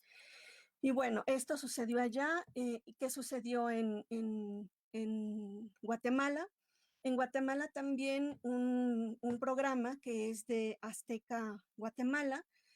Se disfrazaron tanto la conductora como el conductor y entonces pues están haciendo una representación cómica de lo que es una mujer y un hombre indígena. Y entonces están siguiendo con todo este discurso que la mujer es ingenua, es muy cohibida, y el hombre, y su vocabulario es, hablan mal el español. Y bueno, tomó a Lorena Cabral, en específico lo que sucedió en Colombia con la población huayú, porque las mujeres criticaron también al palabrero, porque el palabrero no hizo crítica, no cuestionó todo el discurso de Fabio Sueta. Y bueno, retomando a Frantz Fanon, de nuevo, pues él habla de esta zona del no ser, que es la zona en la que se niega la humanidad, pero también es el espacio de la potencia emancipadora. ¿Qué quiere decir con esto? ¿Qué significa la risa? ¿Qué significa el humor para la humanidad? La humanidad, la risa en para la humanidad tiene potencia emancipadora. Pero ¿qué sucede cuando las representaciones cómicas se han legitimado como racistas, clasistas hacia concretamente las mujeres indígenas? Y bueno, estoy de nuevo retomando Almería. Él aquí habla de la igualdad primitiva, retoma el concepto de primitivo, primitiva, pero desde su acepción de original, de originario, de primigenio. Y bueno, él dice, los niños y los esclavos, podríamos decir, los oprimidos, necesitan de la risa para sobrevivir. Es su último recurso. Las sociedades primitivas e igualitarias por primitivas han sido sociedades alegres. Lo han sido porque en este tipo de igualdad, la igualdad primitiva, las posibilidades de supervivencia son escasas. Y la lucha por la supervivencia requiere el impulso de la risa. ¿Qué significa la risa en este contexto de pandemia que estamos viviendo? Retomo una carta que enviaron migrantes, indígenas migrantes que viven en Estados Unidos a la población del Amazonas en Brasil. Es una carta muy interesante porque les están dando pautas para poder sobrevivir frente al virus. Dicen que ya se tiene memoria de resistencia como pueblos, no en vano estamos aquí después de 500 años.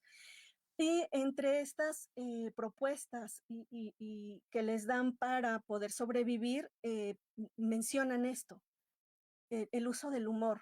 Usen el humor, rían, sonrían, crean pensamientos positivos y agradables en su mente y conversen con los que están en sus casas o cuando hablen por teléfono. Siempre que los pueblos indígenas se reúnen, siempre hay muchas risas. La risa es medicina. La importancia de la risa para la humanidad. Y concretamente para las mujeres, ¿qué significa la risa? Aquí retomo a una psicoanalista, Clarissa Pinkola-Estés, que tiene un libro que ha sido importante para el feminismo, para los feminismos, pero la retomo porque ella hace todo un análisis de sociedades no occidentales y recupera cuentos, leyendas, y me parece importante esta parte que ella menciona. El vínculo que tiene la risa con la sexualidad en las mujeres. La risa es la cara oculta de la sexualidad de las mujeres. Tiene carácter físico, es elemental, apasionada, revitalizadora y por consiguiente excitante. Es una especie de momentánea sexualidad de la alegría, un verdadero amor sensual que vuela libremente, vive, muere y renace por obra de su propia energía. Es sagrada porque es curativa, es sensual porque despierta el cuerpo y las emociones, es sexual porque resulta excitante y provoca oleadas de placer. No es unidimensional, pues la risa es algo que una persona comparte consigo misma y con muchas otras personas. Es la sexualidad más salvaje de las mujeres. Y bueno, por último, pues estoy haciendo esta propuesta que tiene que ver con la colonialidad del reír. ¿Por qué? Pues estoy retomando a varios de los autores, la colonialidad del saber, colonialidad del ver, porque mi investigación tiene que ver con imágenes, pero justo pues una de las preguntas que me hago es, ¿qué sucede con la importancia del humor, con la importancia de la risa, con todas estos programas, con todo lo legítimo que ya es, a pesar de ser racista, el reírse de personajes que dicen representar a mujeres indígenas y que allí están? ¿O qué sucede con el racismo cotidiano cuando se es migrante, una mujer migrante, una persona migrante que llega a una ciudad y no se entiende la forma de diversión, el vocabulario de las personas que habitan las ciudades y lo que ocasiona risa una risa que prácticamente es burla, ¿no? Y finalmente ahí está la colonialidad. Y bueno, aquí menciona, sí, ya son mis ideas finales, a Sara Kuruchich. Ella es una artista de Guatemala. Ella hace una crítica frente a esta representación que hicieron los de la gente de Azteca Televisión de Guatemala, y dice eso antes de que yo publicara, porque ella lo publica en sus redes. Ellos comenzaron a responder a otras personas sobre comentarios que hablaban de racismo. Ella decía que no era racismo, sino que así es la cultura chapina. La conductora del programa nunca se disculpó, y lo que pasó fue que alimentó bastante la idea de que no hay racismo, sino que este hecho es solo comedia. Y bueno, yo justo estoy concluyendo, bueno, no es una conclusión, es una reflexión que me está llevando a hacer más investigación, que el humor es un campo de disputa. No se trata de qué nos reímos, sino de quiénes nos reímos. Y pues es un campo de análisis de las maquinarias humorísticas de racialización, acompañadas por dispositivos visuales que hacen parte del desarrollo del capitalismo moderno colonial.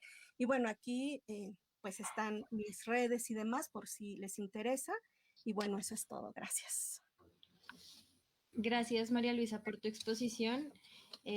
Sin duda, para abordar estas cuestiones es fundamental tener esta visión interdisciplinaria.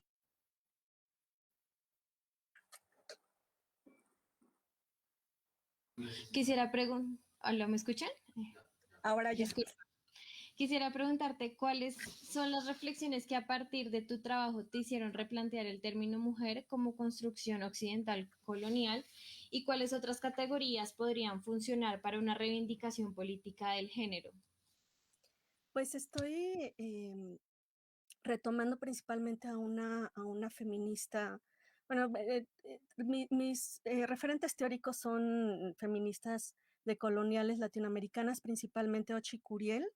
Ella habla de la antropología de la dominación. Yo me propuse no analizar pueblos indígenas y decir, las TENEC somos así, no, yo me propuse ver cómo es que se ríen, cómo se construyen estos personajes, y entonces dentro de estos referentes teóricos estoy también retomando a Yeronke Oyegumi, que ella habla que la categoría mujer es una invención moderna occidental colonial.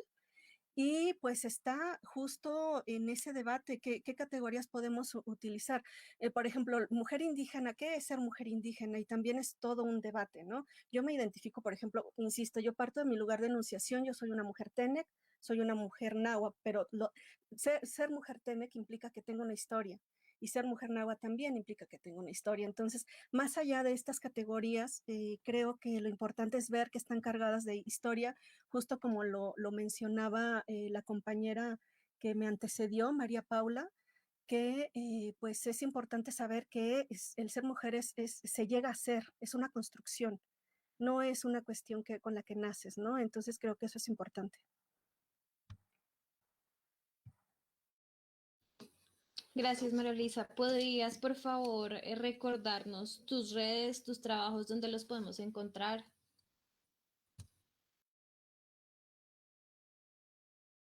María Luisa está silenciada. Sí, gracias. El Facebook es Lubina Camargo. Estoy también en Academia Edu y bueno, se las vuelvo a pasar o cómo le hago, porque como ya las presenté en las diapositivas, no sé si se las vuelva a pasar o ya así al final, o qué hacemos. Sí, no te preocupes, luego vamos a publicar estos datos. Muy bien, gracias. Gracias a ti. Te recuerdo igualmente que al final haremos un feedback con preguntas que tiene el público para ti y para las demás ponentes. A continuación tenemos a nuestra última ponente, Sara Gómez de Lucena. Ella es activista de movimientos feministas en Brasil y en México. Es una mujer brasileña migrante. Tiene una licenciatura de psicología, una maestría en estudios socioculturales por la Universidad Autónoma de Baja California en México. Es estudiante del doctorado en estudios socioculturales en la misma universidad, docente, investigadora y bisexual. Sara Gómez tiene para nosotros una ponencia titulada La artesanía en la metodología con perspectiva decolonial, las incongruencias y los desplazamientos en un asentamiento popular de Brasil. Sara, te escuchamos. Hola, buenas tardes. Muchísimas gracias. Un honor escuchar mis compañeras y estar en esta mesa. Realmente son lugares que poco tenemos sobre estos temas, ¿no? Diferente de mis compañeras, no, de la mesa no traigo diapositivas, pero creo que sí voy a lograr compartir algunas ideas y reflexiones con ustedes, ¿no? Mi presentación está basada en mi tesis de doctorado, que todavía está en proceso. Todavía me hace falta hacer muchos análisis, pero me gustaría compartir la parte metodológica del trabajo de campo, porque poco tenemos en el proyecto de Colonial, entonces creo que de ahí también podemos traer ideas y diálogos con las compañeras para pensar desde una metodología con una perspectiva de colonial y más con nosotras que trabajamos con mujeres. Bueno, mi tesis de doctorado está para las estrategias colectivas de mujeres negras de un asentamiento popular en Brasil, y que desde ahí también traigo dos puntos muy importantes, ¿no? La construcción de la ciudad, que es desde una perspectiva totalmente colonial, que la ciudad se forma como urbano y esta idea de mercancía. Si uno no tiene dinero para comprar su casa, su terreno, su hogar, no es posible tenerlo, ¿no? Entonces, vemos desde una perspectiva neocolonial, vemos que la ciudad está construida como si está distribuida la ciudad desde una idea también colonial y por supuesto de raza y de color, ¿no? Vemos también que al menos estoy trabajando con Brasil y pues es algo que ya he leído bastante sobre Latinoamérica, pero me detengo a Brasil y al noroeste de Brasil, que es donde hice todo mi trabajo, ¿no? La ciudad que hice mi trabajo es una ciudad que tiene una característica muy particular en la lucha colonial. Fue una ciudad que recibió muchos negros de África, negros y negras de África. Tenemos ahí una historia totalmente colonial donde las ideas y perspectivas de las personas negras no fueron validadas por los que invadieron Brasil y esta región. Entonces, todo era excluido, todo era negado, ¿no? Las personas que estaban en estos lugares, las personas fueron llevadas para trabajar, entonces era no más, se cambiaba por tu fuerza de trabajo por comida. Entonces vemos que hay un histórico muy fuerte ahí de injusticia social. Y cuando pasa la abolición en Brasil, Brasil es el último país de América a abolir la esclavitud, podemos ver que no hay una política para reivindicar los derechos de las personas negras, ¿no?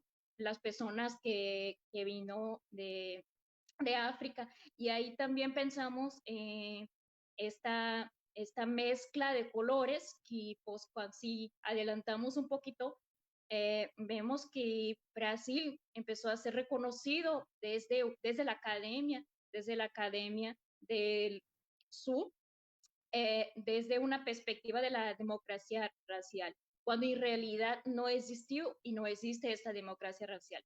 Más bien lo que existe en Brasil es un racismo estructural donde se niega los derechos para las personas negras, donde hay una estructura donde las personas negras, los hombres y las mujeres no tienen derecho. Entonces hablo también del feminismo para aportar y también comprende este feminismo y los feminismos más bien, porque no tenemos no más uno de Latinoamérica, tenemos uno de colonial o descolonial. Tenemos un montón de feminismo, un montón de posturas, un montón de teorías que, que no hablamos desde una práctica, no solamente desde la academia, pero también desde una práctica de cómo comprendemos. Entonces, cuando llego a mi trabajo de campo, cuando me acerco a pensar la ciudad, la construcción de la ciudad, desde una perspectiva decolonial, o pensar la ciudad, o pensar las estrategias colectivas de las mujeres, de los asentamientos populares, entonces me entra todo una idea que esta postura de la academia, una vez más, ¿no? Valida nomás estas ideas de modernidad y colonialidad, ¿no? La voz de las mujeres no son escuchadas. Cuando vamos ahí para metodología, pensamos en esta antropología, ¿no?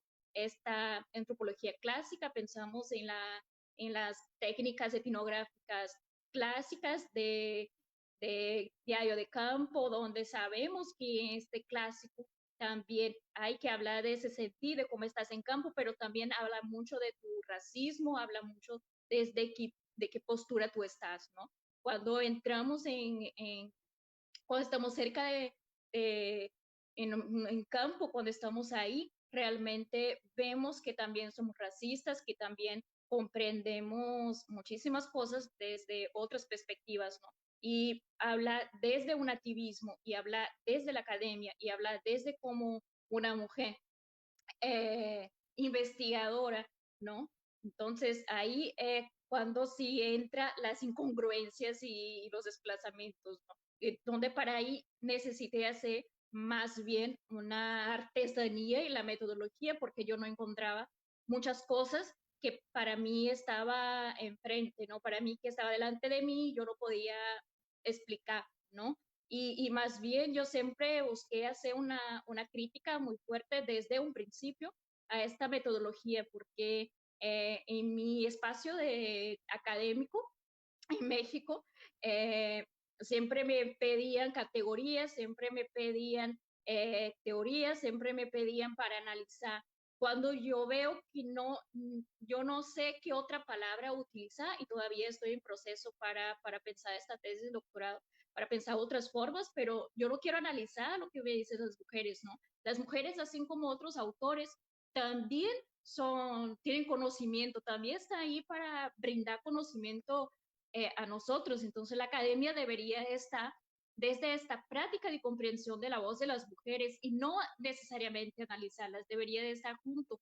Pero desafortunadamente, como tenemos una academia que valida nomás algunos autores, porque utilizamos como ahí dice Ramón Grossfogel, solo tenemos 5 autores, solo tenemos 5 países para hablar de todo, ¿no? Un autor de 50, 60 años y mantenemos las mismas teorías para hablar, pero contextualizamos cuando en realidad no utilizamos de hecho estas categorías, no utilizamos de hecho estas prácticas ni estas metodologías, ¿no? Estas técnicas las reenseñamos y todo el tiempo en campo porque no la utilizamos, porque estamos usando desde un contexto diferente. Entonces, ¿por qué no hablar desde una metodología decolonial donde se comprenda que hay esta perspectiva de género, donde se comprenda que hay una perspectiva de raza, donde se comprenda que hay una perspectiva de raza y de clase, ¿no? Y también entramos en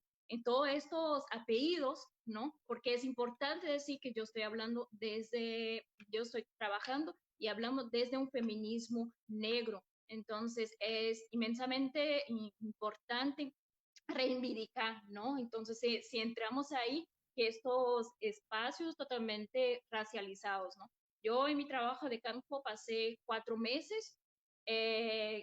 Yo siempre comento con mis compañeros de salón y mis maestros que cuando estuve en campo ahí en este asentamiento popular en Brasil, yo estaba para apoyar como voluntaria de una guardería que existía ahí este asentamiento popular, ¿no? Entonces, yo estaba también para aportar, no solamente como académica, para sacar información y para nada quise hacerlo, ¿no? Para mí esta no fue la idea y creo que desde ahí debemos estar. Si yo estoy en la academia yo debo también de aportar algo para este lugar que me va a brindar esta colaboración. Entonces yo estuve en un asentamiento popular, en la guardería del asentamiento popular, apoyando a niños y niñas. Y no solamente, también en la cocina colectiva, que muchas veces cuando no comprendemos qué significa este colectivo, y sí es posible, las mujeres de la favela, las mujeres de los asentamientos populares, lo hace posible este colectivo.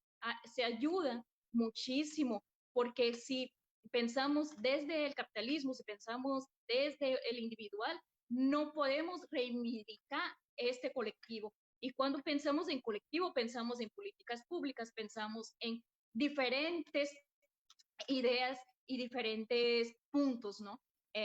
Entonces, por eso siempre traigo que, aunque yo estoy trabajando todo el tiempo desde una perspectiva de colonial, desde un feminismo negro, también es importante decir y comprender y regresar a nosotros mismos desde nuestra idea de qué pensamos de los temas que estamos trabajando. Muchas veces escucho a compañeros que no comprenden desde su lugar y al contrario, va a sacar información no más de la gente, aunque se cree que está haciendo algo diferente, pero no hay una comprensión de consigo mismo y tampoco hay un compromiso con los movimientos, ¿no? Porque si nos abre la puerta para pensar con ellos, ¿por qué no aportarlo también en la tesis? También, ¿por qué no ponerlos también como que se puede pensar desde el conocimiento, desde ahí, y que no solamente la academia es importante, ¿no? Entonces, yo también trabajo con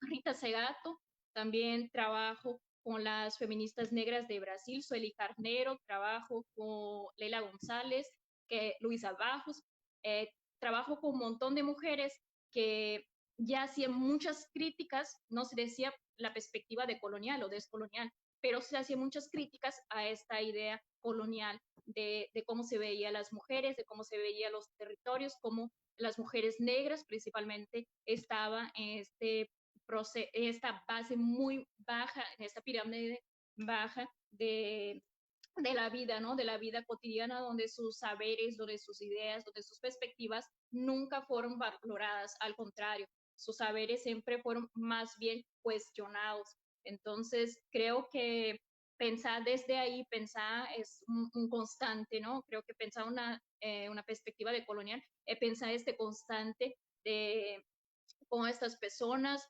pensar con los movimientos sociales, pensar también de cómo pensamos este norte global, cómo pensamos este sur global, que no es geográfico, pero sin político, económico, ¿no? Y también cómo estamos nosotras mujeres en estos espacios y también cómo podemos hacer caminos de estrategias colectivas para apoyarse. Entonces, hasta aquí, por el tiempo y todo, termino mi presentación, pero más bien mi presentación es más un diálogo, compartir con ustedes lo que estoy trabajando, compartir con ustedes que es posible pensar una metodología más allá de lo que se dice en la academia y para pensar y cuestionar también el término de análisis. Entonces, ¿qué queremos decir cuando decimos que estamos analizando una entrevista o cuando decimos que estamos analizando? ¿Por qué esta necesidad de analizar lo que dicen las mujeres, lo que dicen las personas, ¿no? Entonces, desde aquí dejo mi presentación y pues agradezco muchísimo.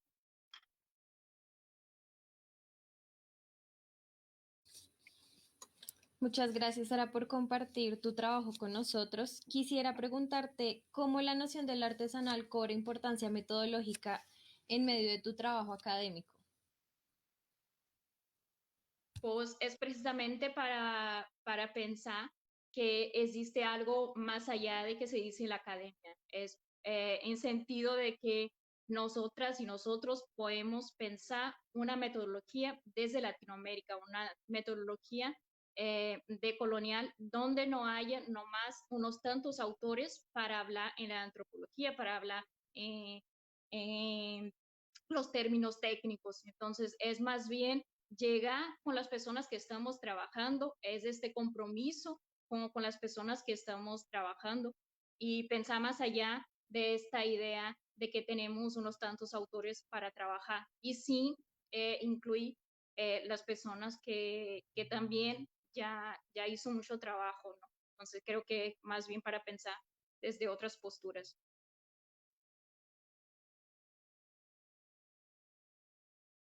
No se escucha. Listo, Sara, muchas gracias. Por favor, cuéntanos dónde podemos encontrar tus trabajos, tus redes sociales, tus páginas web.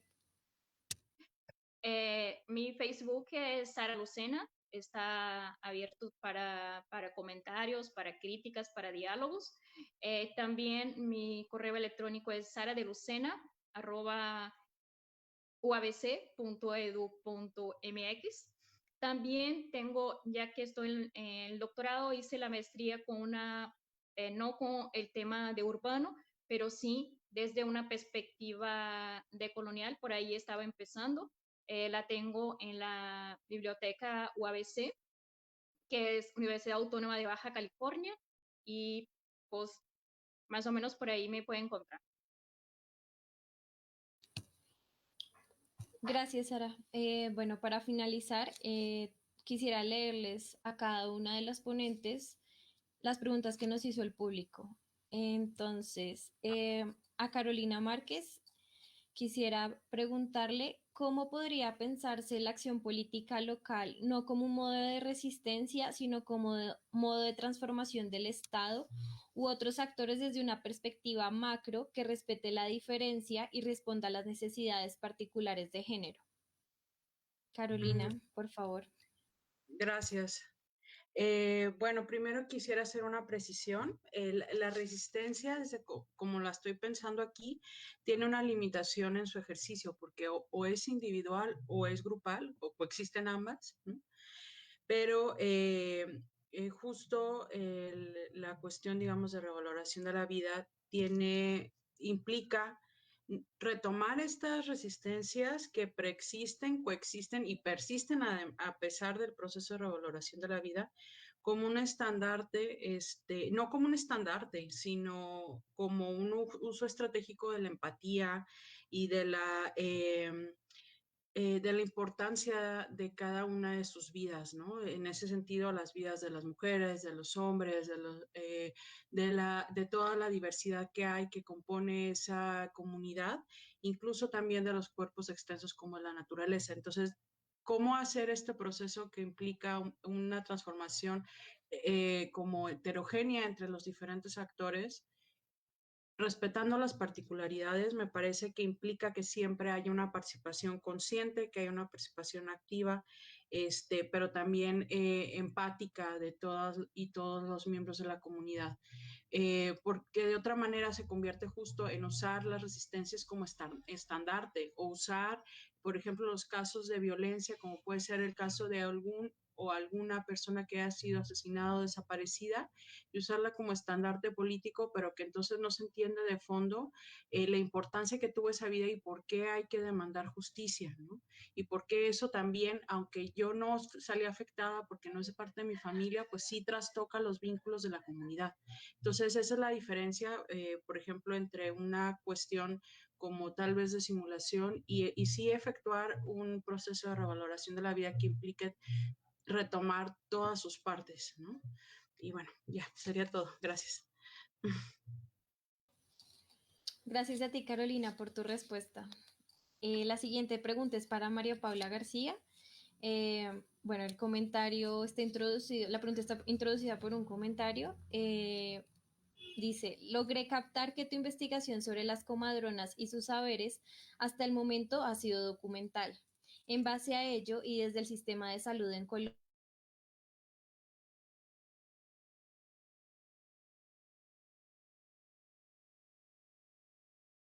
una apropiación para su mercantilización.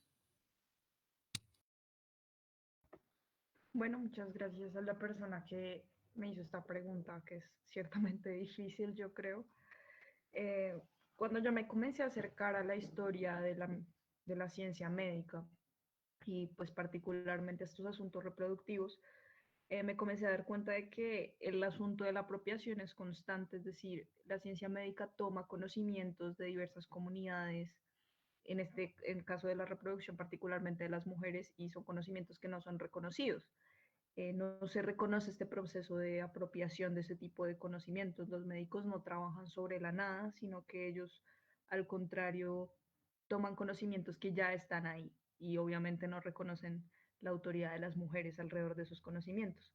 Y creo que eso tiene que ver con la manera en la que he tratado de llevar a cabo la investigación. Se trata de producir nuevas representaciones de las mujeres en este periodo temporal que trabajo, pero unas representaciones que sean parciales, ¿no? Que no afirman un valor absoluto, que no se pretenden universales o eternas, porque también eso sería una forma de violencia sobre las mujeres que habitaron pues, ese momento histórico que yo estoy trabajando.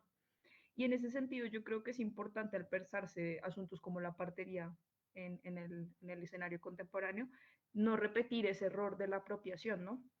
Eh, yo creo que es importante reconocer, al menos en el caso colombiano, que hay mujeres que tienen una gestión más consciente sobre su vida reproductiva, como es el caso de las mujeres afro, en asociaciones de las parteras del Pacífico, por ejemplo, como es el caso de las mujeres guayú en La Guajira. Y son mujeres que llevan un proceso histórico muy largo que tiene que ver con el mantenimiento de unos conocimientos que pues ancestrales, ¿no? Y yo creo que no podemos repetir el error como mujeres, digamos en mi caso, como una mujer de las ciudades, simplemente tomar unos conocimientos que están allí y no reconocerlos tampoco.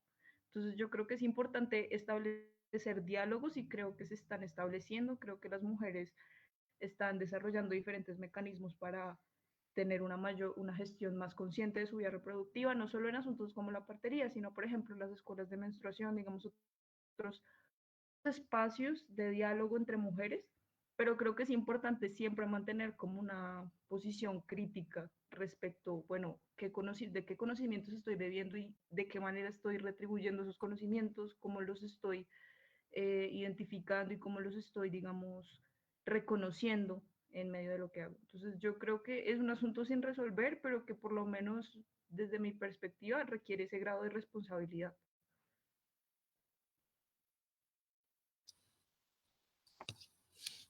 Ok, gracias María Paula por tu respuesta. La siguiente pregunta se la hacen a María Luisa y es, ¿qué piensas de aquella tesis que dice que el humor es un mecanismo de fuga que alivia tensiones sociales? Tesis defendida, entre otros, por Zizek. Pues es que es real. Él está siguiendo la propuesta de Freud también respecto a los chistes. La cuestión acá es justo analizar de qué nos estamos riendo y de quién sobre todo nos estamos riendo, porque ya lo que les presenté es toda una estructura derivada de la industria cultural, pero que impacta en la vida cotidiana. Y entonces, pues sí, la risa, los chistes, el humor es fundamental, como lo mencionaron las personas migrantes que viven en Estados Unidos y que mandan la carta a los pueblos indígenas de Brasil, y que les dicen que la risa los puede sanar, o sea, ríanse, es real, es cierto. La cuestión allí, insisto, es preguntarnos de quiénes nos estamos riendo, ¿no? Y si es una risa, es un humor, porque, por ejemplo, el personaje, la actriz que interpreta a la India María siempre defendió que su comedia era blanca, ¿no? Y por ello, esta pregunta que hago, ¿existe color en el humor? ¿Por qué una comedia blanca? ¿Por qué una comedia negra? ¿Por qué ponerles esos apelativos? Pero además, ¿por qué hacer de la humanidad, de ciertas personas, quitarles, despojarles de esa humanidad a través de los chistes? Pero sobre todo es la burla, ¿no? Entonces, está vinculado, sin embargo, estoy de acuerdo con lo que dice Zizek, ¿no? O sea, sí, sí es así.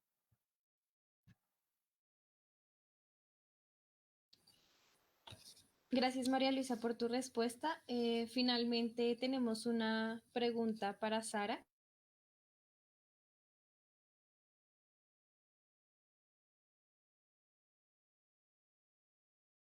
Pueden ser los ejes de articulación para una comunidad de solidaridad entre estas diferentes perspectivas? Bueno, cuando comento de varios feminismos y de varias perspectivas, Traigo también el feminismo marxista, traigo este feminismo blanco, traigo el feminismo negro, traigo el feminismo decolonial, traigo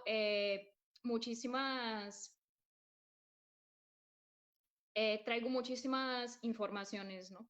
Pero lo que creo que es posible es traer este compromiso ético de, de pensar y los tres puntos, ¿no? El género, la clase y todo. Entonces, para mí, yo veo que es posible se encontrar los feminismos, pero también es relevante apuntar y no siempre los feminismos están de acuerdo. No es porque hablamos de mujeres que estamos hablando de todas las mujeres, porque ya sabemos y que ya estudiamos y que podemos identificar en la calle, en los contextos, que no estamos hablando de todas las mujeres cuando hablamos de mujeres, porque existen muchos contextos, existen muchas perspectivas, existen diferentes puntos. Entonces, cuando traigo es para que nosotros podemos pensar clases, que nosotros podemos pensar género, pensar sexualidad, y creo que de ahí podemos pensar este feminismo, pero también es imposible un feminismo decolonial pensar un feminismo liberal. Es imposible una mujer que va a pensar el sufragio, si no podemos pensar que cuando las mujeres pedían el sufragio, las mujeres negras estaban en la calle, estaban en las casas limpiando las casas de las mujeres que pedían el sufragio, ¿no? Entonces, no podemos hablar de una mujer o no podemos hablar de un feminismo, ¿no? Cada quien va a hablar desde de su contexto y su perspectiva. Creo que todas tenemos la idea de desconstruir esta idea patriarcal, pero que estamos hablando desde diferentes contextos y hay que considerarlo y hay que dejar muy identificado desde qué feminismo estamos hablando, desde qué punto estamos hablando, porque cuando hablamos de feminismo no estamos hablando de lo mismo, tenemos experiencias diferentes. Yo como una mujer migrante en México tengo una experiencia totalmente diferente, de una vivencia diferente de otra mujer brasileña en Estados Unidos o en alguna parte de Europa o en Sudamérica, ¿no? Entonces, totalmente diferente cuando hablamos de feminismos y por eso mi momento y mi interés de siempre deja muy en evidencia que tenemos muchos feminismos y tenemos muchas perspectivas, ¿no? Es eso. Muchas gracias, Sara, por tu respuesta. Muchas gracias también a todo el público del día de hoy. Desde Redecolat les recordamos que el próximo programa Buen Vivir y Transmodernidad se llevará a cabo el 10 de abril. Nuevamente queremos agradecer a las ponentes del día de hoy, a Carolina Márquez, María Paula García, María Luisa Camargo, Sara Gómez de Lucena. Nos alegra mucho poder seguir aprovechando este espacio para dar a conocer trabajos como las de las ponentes del día de hoy, en medio de una apuesta por diversificar las voces alrededor de las propuestas decoloniales. Muchas gracias también a todos por su asistencia. Nos vemos dentro de una semana para la transmisión del ciclo Buen Vivir y Transmodernidad. Les recuerdo igualmente que pueden encontrar las transmisiones de los ciclos pasados Pensando una educación decolonial y nuevas miradas decoloniales y esta transmisión en nuestro canal de YouTube, donde nos pueden encontrar como Redecolat. También los invitamos y las invitamos a seguir la página de Facebook de Redecolat, en donde subimos la información de nuestros eventos. Buenas noches para todos y para todas. Gracias. Gracias, buenas noches, que estén todos muy bien. Buenas noches. Gracias.